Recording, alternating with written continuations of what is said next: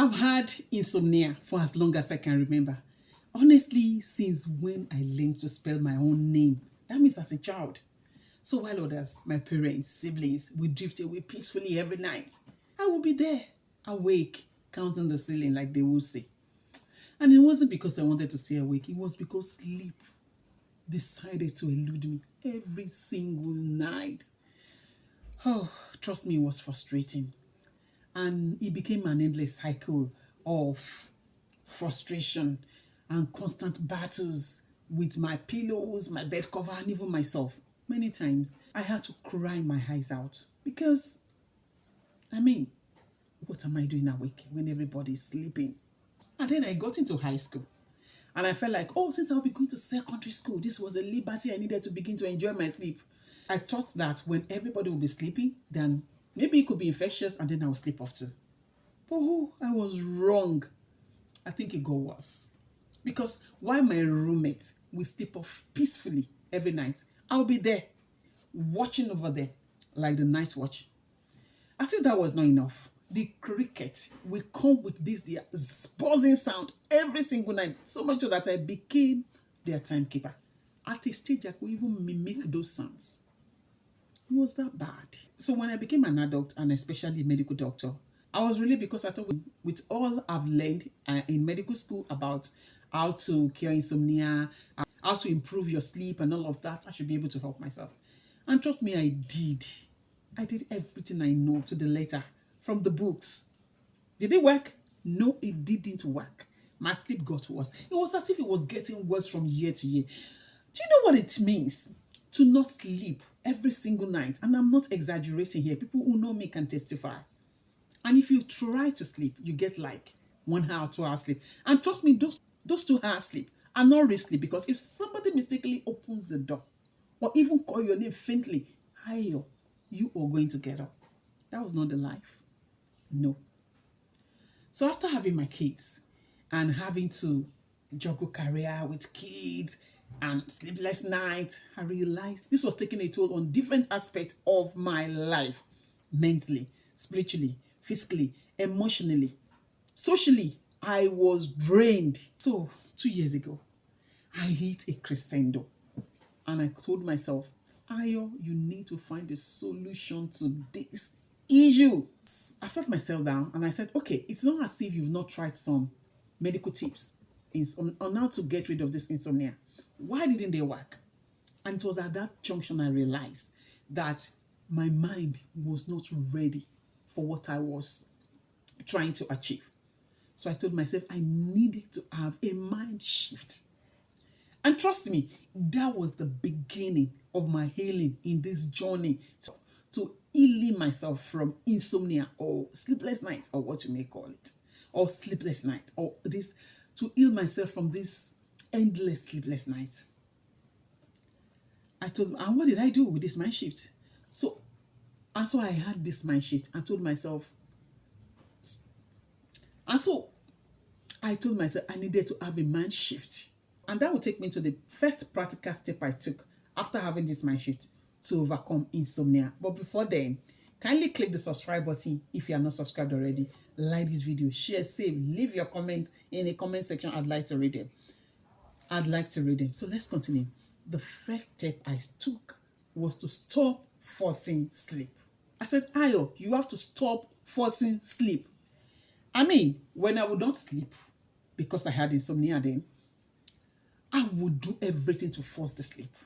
I would toss from one side to the other. I would cover myself. I would close my eyes, do everything. At the end of the day, I ended up frustrated many of those nights and ended up not even sleeping. So this time I told myself, all I needed to do was get to my bed, make my room conducive, make sure it is well ventilated, my beddings are clean, I've had my night bath, and then I cover myself. If sleep comes immediately, fine. If it doesn't come, all well and good. I'll just lay there and enjoy the moment, relax. I remember many of those nights, I would just lay on my bed, and trust me, the sleep still didn't come immediately. I still had to fight when I started this journey of healing. But many of those nights, I remember creating fun stories in my mind when sleep would not come. And before I knew it, I would drift up into peaceful sleep. And 2 months down the lane afterwards, I find myself sleeping better. Do you know what it means to be getting 3 to 4 hours sleep at night? For someone like me who barely sleeps. When I say I barely sleep, I mean I barely sleep. Bad. That family and friends could easily call me in the middle of the night or late hours of the morning, 2 a.m., 3 a.m., and be so assured I will not be sleeping. And trust me, I will not be sleeping. I will pick their call. That's how bad it was. So I told myself, 4 hours, 3 hours is not going to be enough for me. I still ended up with migraine headaches some of those times. Migraine headache that could last for about 48 to 72 hours. And this is not exaggerating anything. Those were things I went through. The migraine actually started when I was a child with abdominal migraine. I remember most mornings then I would wake up with this intense abdominal ache. And my dad would took me to different specialists. They couldn't reach a diagnosis because after conducting several tests on me, blood tests and all of that, my result came back good. So they couldn't really point to what was causing that pain I was having. And this abdominal pain would be so intense that no pain relieving medication would stop it until I vomited. It took me becoming a medical doctor as an adult to realize that what the pain I was having then was abdominal migraine. And when I became an adult, it eventually became a full-blown migraine headache that could last 48 to 72 hours. It was terrible. I called myself and said, okay, 3 to 4 hours, good for me, considering where I started from, but I needed to improve on that. What's the next thing I can do to improve on this? And that took me to the second step I'll be sharing with you. Setting a constant schedule for my sleep. If you have problem with insomnia or if you don't sleep well, you understand what I'm trying to say. You don't like bedtime. No, not at all. I didn't like bedtime because it was like the most frustrating moment of my life. So you don't want to go to bed. So you stay awake, maybe on the chair or in the living room watching TV till around 3 a.m. I remember always telling people that time that I only go to bed when I feel sleepy because I'll be frustrated when I go to bed. So you don't go to bed. So the second big step I took was to set a schedule. Either I'm feeling sleepy or not, I go to bed by 10 p.m. every night, no matter what I'm doing.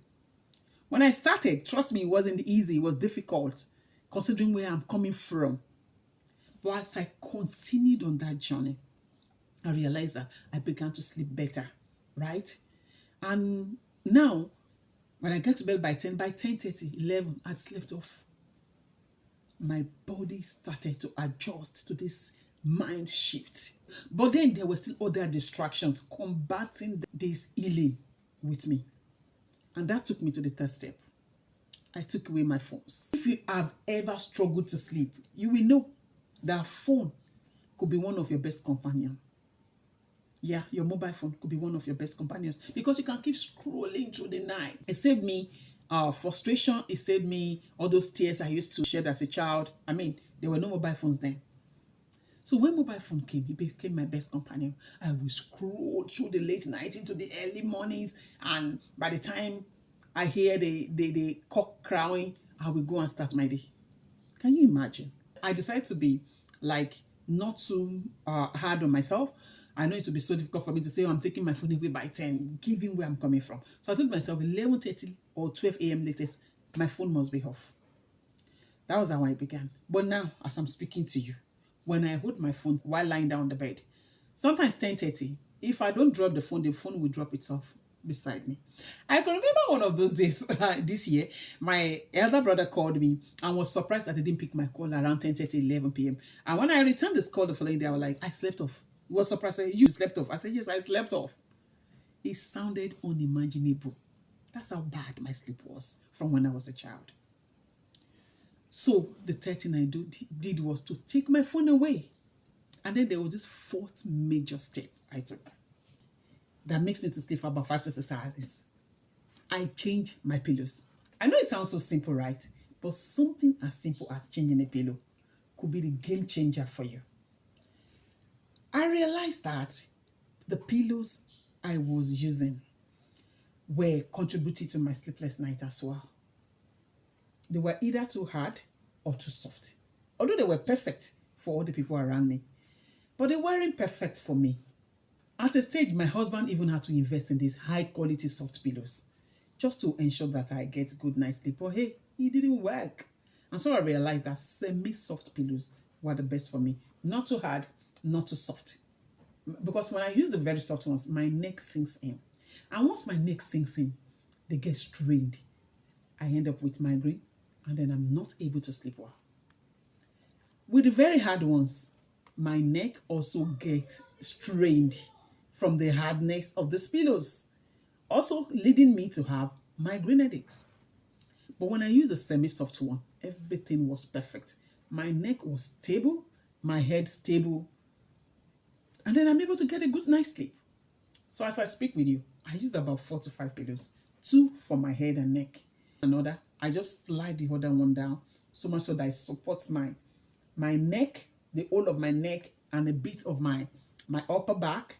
And then I have 2, one to the right, one to the left to support my arms. Because I realized when I used to have insomnia, I always had the problem of where to put my hands and all of that. Putting these 4 pillows around me had really helped a lot. As I speak, I sleep like a baby, 5 to 6 hours. And that's not to say insomnia doesn't still come to test me once in a while, maybe once in 3 months or once in 4 months. But when it comes, I just enjoy the ride. I don't push it. I don't force it. I just lay down quietly and enjoy the night. So that was it. That was my journey of insomnia, and I was able to overcome it. I hope it inspired you and encouraged you to work on the sleepless nights you may have been having. So if you or anyone around you is suffering from insomnia, kindly save this video and also share this video with your loved ones so that they can benefit from some of the steps I took to be able to overcome insomnia. Thanks for watching this video. Don't forget to subscribe to this channel, like this video, save, share, and leave your comments in the comment section. Till next time, take charge of your health.